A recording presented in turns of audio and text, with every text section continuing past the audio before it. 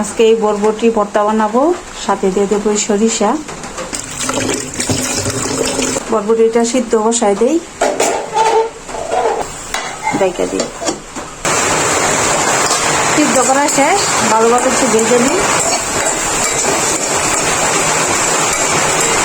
রসুন আর মরিচ গুলা ভেজে নিই, এগুলো দিয়ে দিই।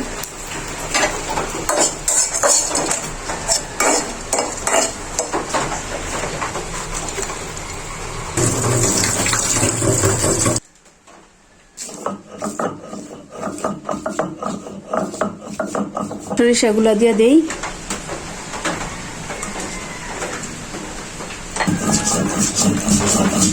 বরবটিগুলা দিয়ে দিলাম। পেঁয়াজগুলা দিয়ে দেই।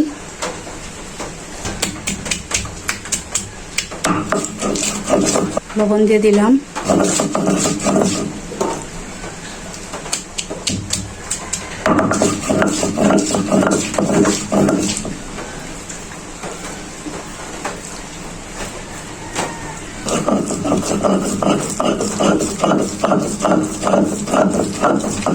হয়ে গেল আমার সরিষা দিয়ে বরবটি ভর্তা।